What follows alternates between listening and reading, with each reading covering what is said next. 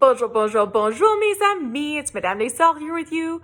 So you will notice today that your science project is in English. That's just to kind of make it a little bit easier for you as you're learning at home, especially since we're starting a new unit today. We are going to go over all of this again next week. We'll do it in French as well. So please don't worry if you don't quite understand what we're doing. We're going to be starting our new unit in science, which is called Wheels and Levers.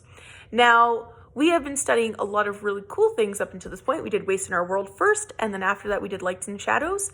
Our Wheels and Levers unit is quite a bit longer. It's going to be about 2.5 months, and we're going to be doing lots of construction with Lego and Connect, so be prepared for when you come back next week.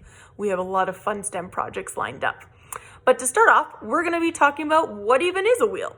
Now, I know that you guys know what a wheel is. You know how to identify them in your household, out in the world, and that's what we're going to be talking about today. But to start off with, we're going to start with the basics, okay? So the wheel looks like this. I made a paper one. Let's see how long it lasts. So what you're going to notice, a wheel is typically a circular structure. It's a circle, just like this. Now, in order for a wheel to work normally, you need to have an axle, which is essentially this rod that goes through the middle. We're going to be learning more about that next week. But what you need to know for today is that wheels help things to turn. Now, if we think about the things in our lives or in our day-to-day lives that we use every single day that have wheels on it, there's a lot. Think about our classroom. So to start off with, you guys love those green chairs. What do they have on the bottom that you love to do? Roll. You roll all around. You spin. You like to do this all around the classroom. Those have wheels on the bottoms of them. When we look into things like our charrette roulant, our rolly carts, they also have the wheels on the bottom of them. If we think about Callan, his favorite thing in the whole wide world is school buses. School buses have wheels on them. What about Peyton's favorite thing in the whole wide world? Race cars. Race cars also have some pretty cool wheels on them. But those aren't the only things that have wheels on them. Now, thousands of years ago, before the wheel was even invented, people would carry things on their backs or on animals and things like that. And as time progressed, inventions also started to come out, just like we have today. Think about when there was no iPhones that existed. Those were all an invention. Well, the wheel was also an invention, and it's known as a simple machine. A simple machine is something that makes our lives easier. Now imagine if you didn't have wheels. How would you get to school? How would you get home from school?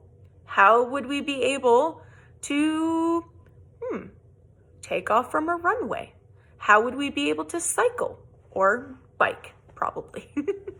Things like that. We need to think about how much wheels have impacted our lives.